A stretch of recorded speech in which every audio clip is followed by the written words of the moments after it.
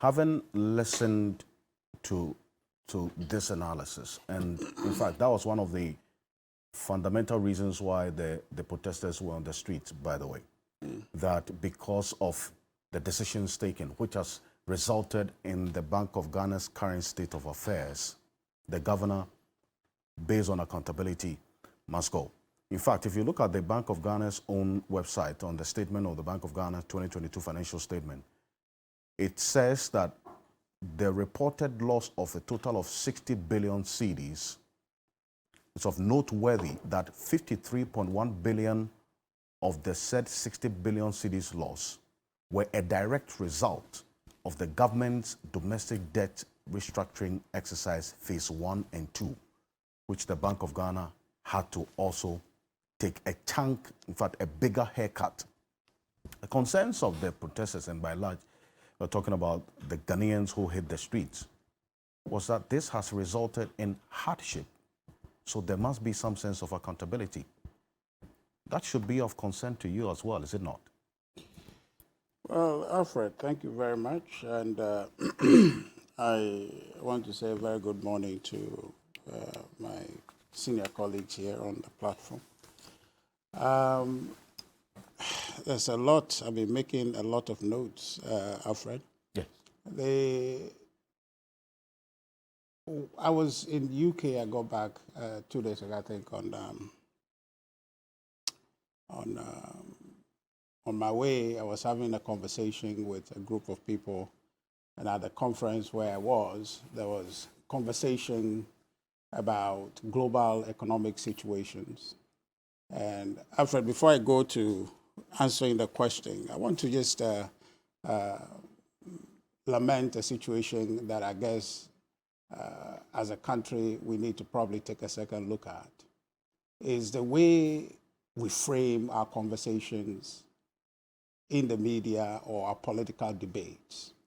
Elsewhere, the conversation that are being had about national development and issues that are rising out of the global economic situation we're enduring is in the nature of what the solutions are that governments are proposing. So if you were in the UK where I was, the Prime Minister has a 5-point plan to deal with the issues that confront the country emanating from the challenges that came from COVID and the Russia-Ukraine war. And the debate in the country is about whether or not those 5-point plans that he has put forth, a typical one that we are debating here is to halve inflation, whether or not those proposals are working. That's the nature of the debate. But unfortunately, in our own country, the conversation is rather regressive. The conversation is not progressive. How exactly do you describe these conversations we're having as regressive? Well, I'm coming to that. Our conversation is not focused on the solution going forward.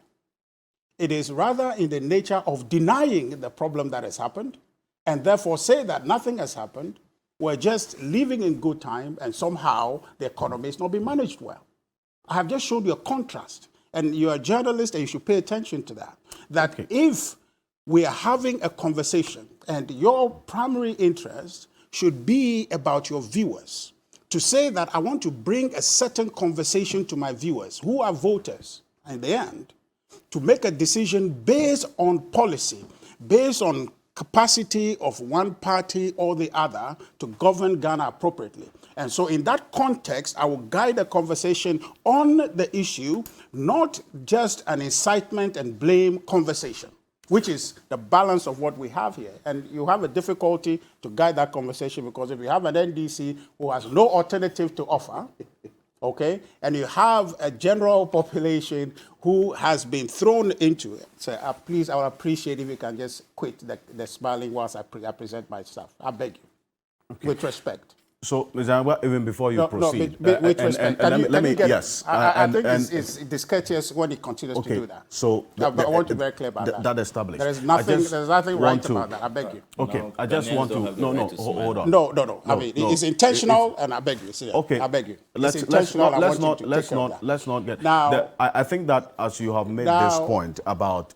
how you think that this conversation should go, I also, because you made reference to me paying attention to that, I also want to put it on record that we also decide what exactly the end objective of this conversation should be. That's okay. And that is in the interest of the Ghanaian people. Very well. You would disagree with how the conversation goes. But the point Alfred, is, I'm not calling with respect, I think I just wanted to put it on very record well. that however the conversation is structured, it is in the interest of the Ghanaian people.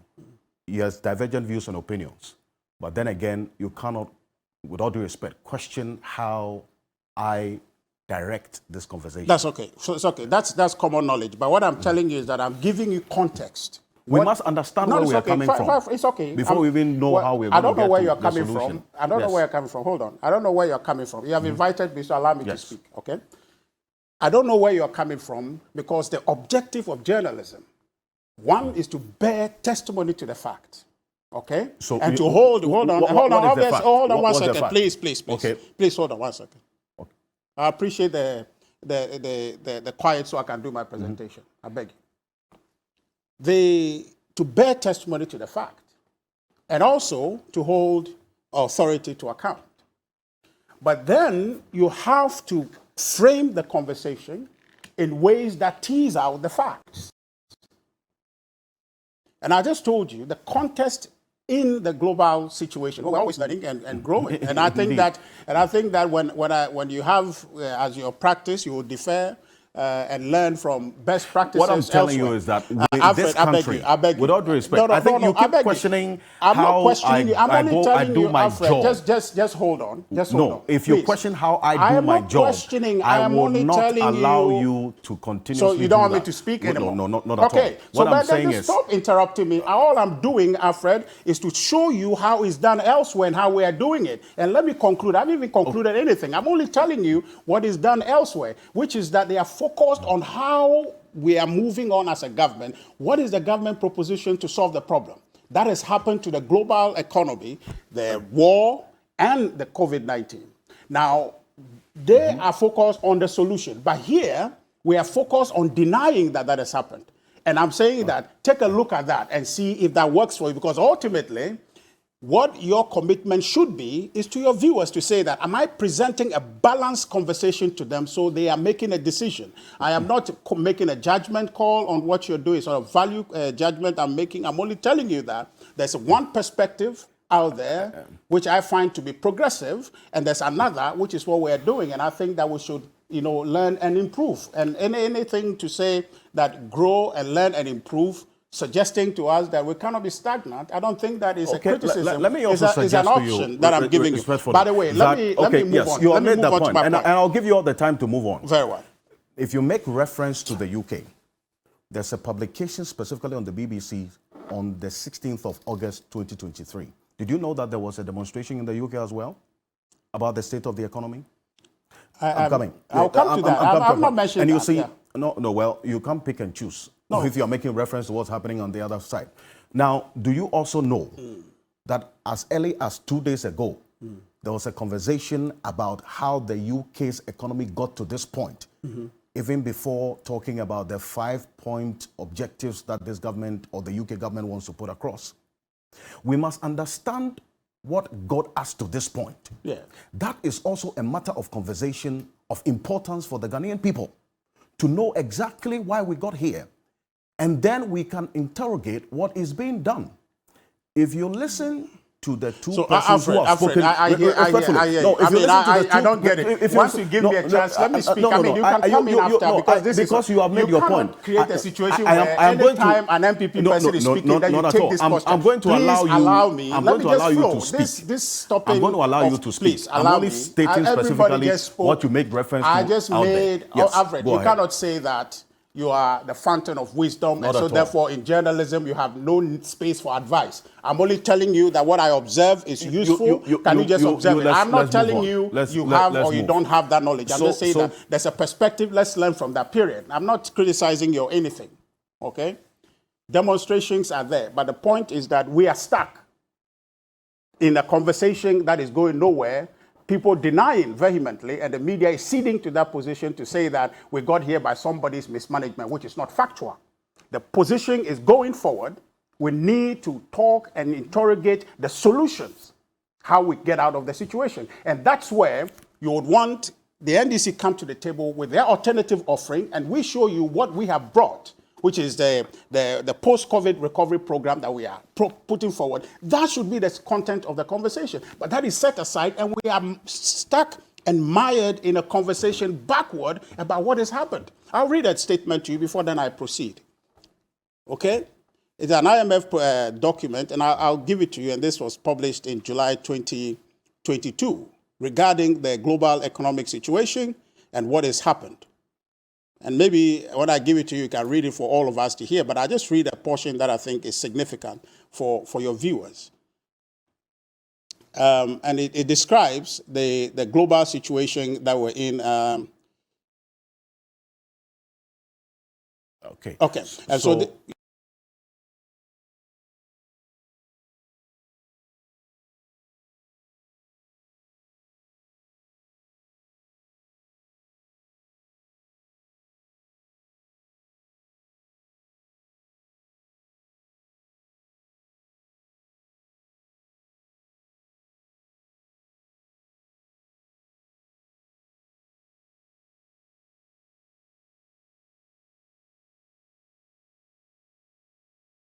While you do that, a quick original question.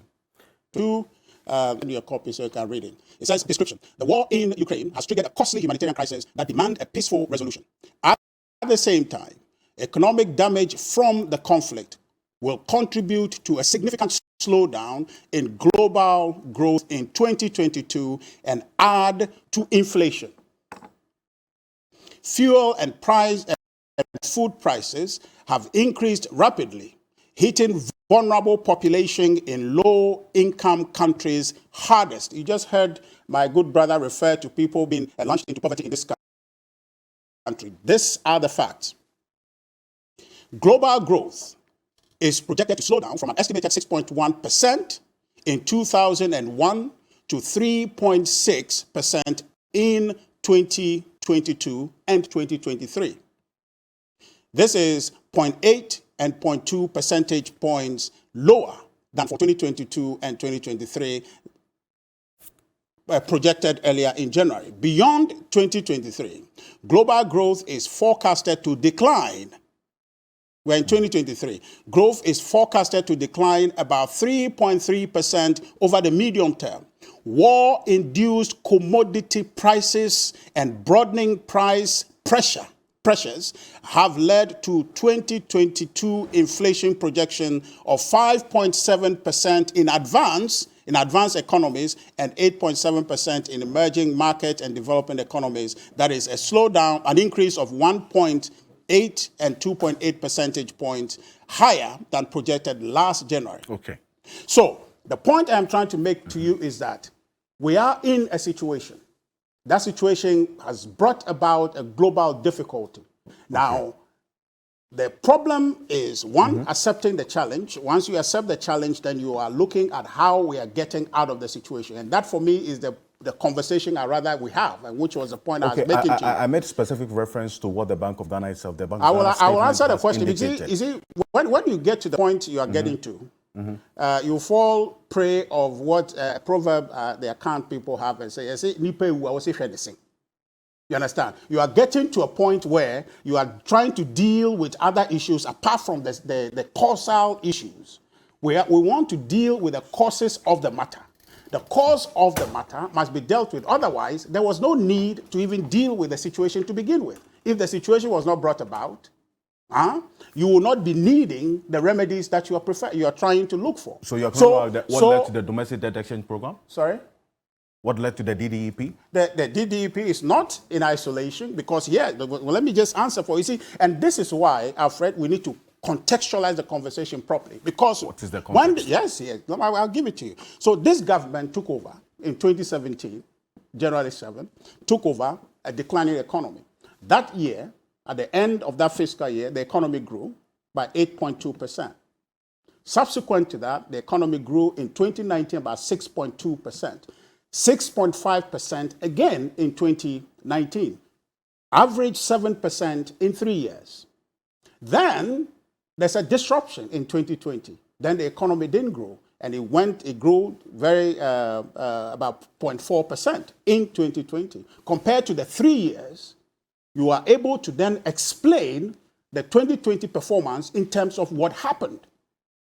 2020 performance of what? Of the economy. No. Okay? And alongside, all the macroeconomic indicators were aligned before that. Inflation of a single digit at the time. Okay? So if you don't take that journey and you just arrive here to say that why should the Bank of Ghana do A, B, C, D, you will not be having an honest conversation. So the storyline must follow. The narrative must be clear. So why we are here, why the country we are here, is one, because of the disruption of COVID-19, which we refuse, some people in this country refuse to accept. And that, for me, is misinformation to the public to say that COVID didn't impact our economy, because I just read to you the actual information. I think that we should do the honest thing of educating the public, right? So do you I just read to you an IMF document that tells you about the global economic situation exacerbated by the war in Ukraine. So that is fact. Okay. I don't know if you did listen to Professor Godfrey Bopking. Yeah. There's, you know that one of the reasons why we're at this point is our high debt to GDP. But you see... You know, I'm coming to... You know that, right? Correct? But the question, Alfred, is that you get to that point. You get... please.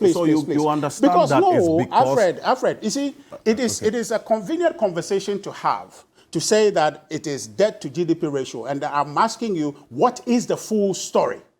I'm only telling... I made reference here, to that. Professor Jampo is a researcher. He does analysis because your analysis must follow from a place. You cannot have analysis in a vacuum. So what is the basis for the high debt to GDP ratio that we're having? The sudden situation... Prior to COVID-19, yes, which hit the economy in 2020, as far back as 2019, our debt was prescribed as unsustainable. Yes, I heard Professor Bopking, and I was coming to that. You see, so when Professor Bopking said that the Bank of Ghana said their model was not correct, and therefore they had a different projection, and Alfred, I'm surprised why that would be lost on you. Because they were making this analysis in 2019. Is that not the case? So I'm making analysis in 2019. What has changed in 2020? What changed? What changed? COVID happened. What changed? COVID happened. And at the time they were modeling, that model did not take into account the exigencies. You see, the projection was not because we were going to get into the situation without COVID-19.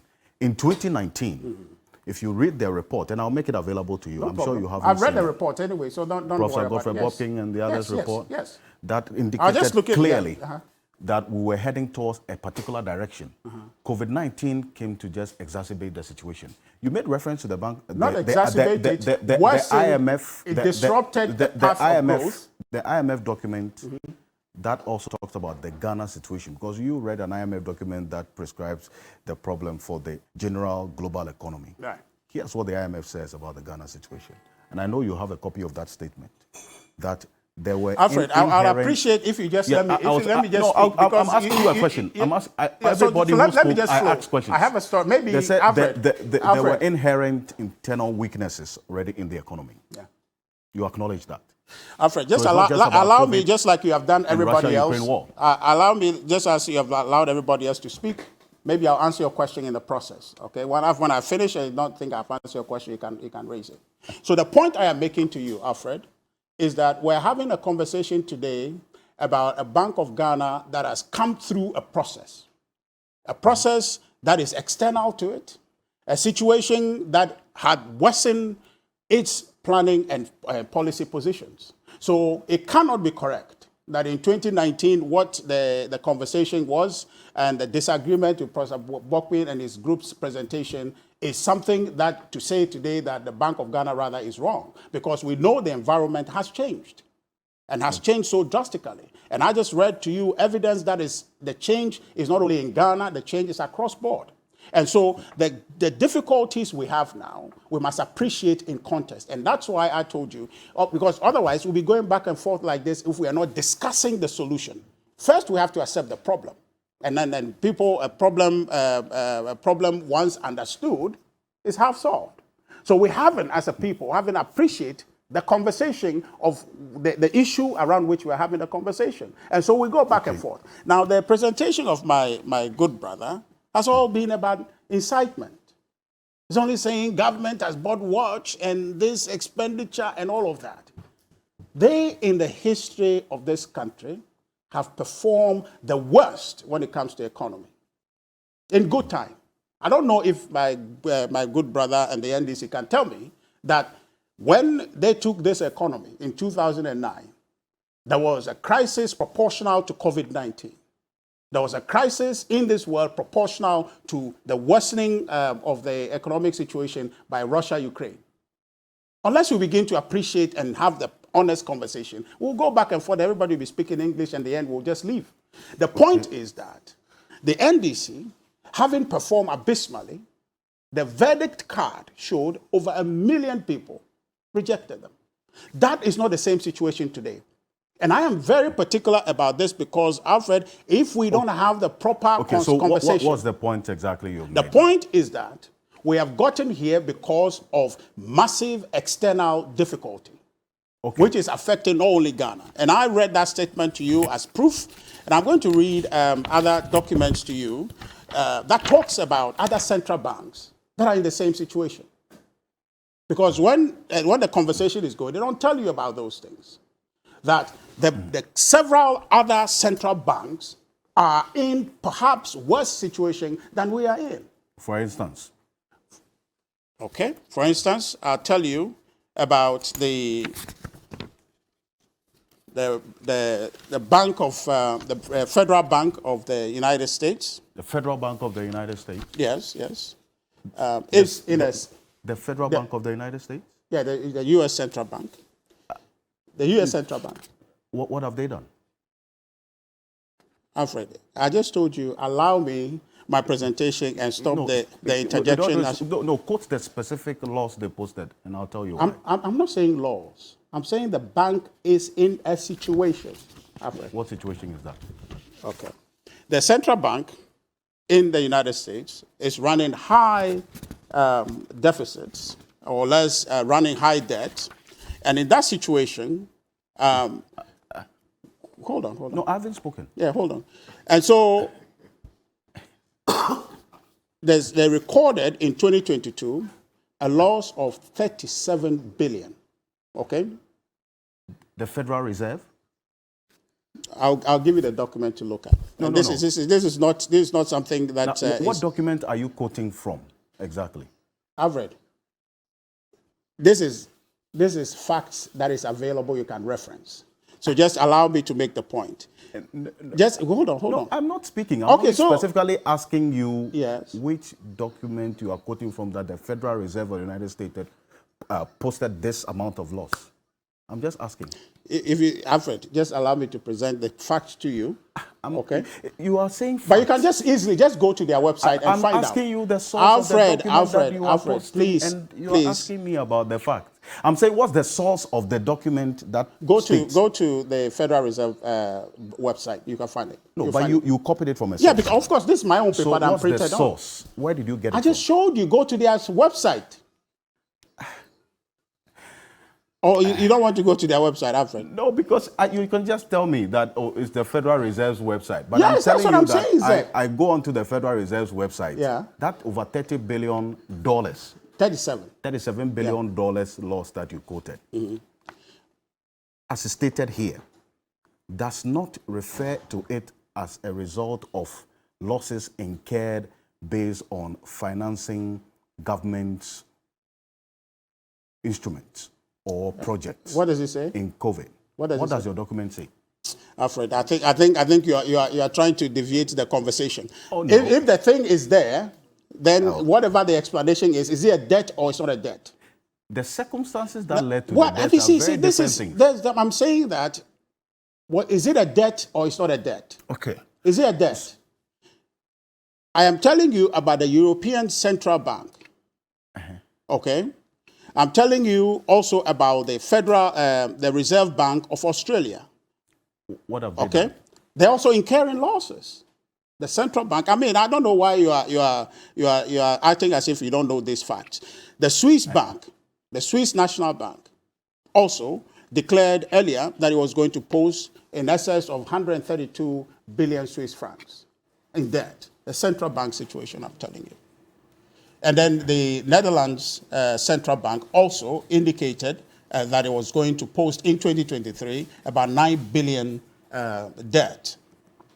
Okay? So what I'm trying to paint for you, I don't know what you're trying to do there, but these are facts you can just verify online. You have a computer before you can just Google and find them.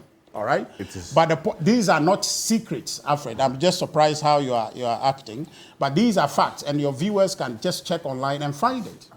Okay? So the point I am trying to make to you is that the Bank of Ghana is not acting in isolation, or is not in this situation as though that individuals at the Bank of Ghana had intentionally mismanaged the economy. Okay. Now, you referenced Professor Bokpin earlier when he was speaking, and he told you about why the central bank financing was amended. It was in a situation, and he made a point about fiscal dominance at the time that occasioned that matter. Okay. Now, you have the NDC sitting at the table posturing piously as though that they are the managers or the best managers of the economy. And that's why I was careful to say that in the history of this Fourth Republic, if you are looking for the worst managers of the economy, it is the NDC. Now, the situation we are in, Alfred, as a government, we have acknowledged the challenge, but it is not for want of capacity. It is not for want of competence or for lack of competence that we are in this situation. It is because we as a people and as an economy, as the world, have been thrust into an economic situation that is difficult for everyone. Earlier you talked about the demonstration in the UK. When I went to the UK, I arrived on Sunday, the trains were on, the following day the trains were on strike. And for the period that I was there, the train riders were demonstrating to the point, even the Prime Minister, in his statement, had to acknowledge that those strikes are no longer about pay, but they are about politics. If you read his speech, you see that this is the situation that we're getting to. So in other words, the NDC demonstration, which for me is unfortunate and is pointless. Okay. Is pointless because it's not about the issues, it's about politics. And my pain, Alfred, and which is the basis for which I think that as a people we need to contextualize the conversation properly, is that we're almost creating a situation where NDC is taking undue advantage. Because one, they cannot demonstrate the situation we're in.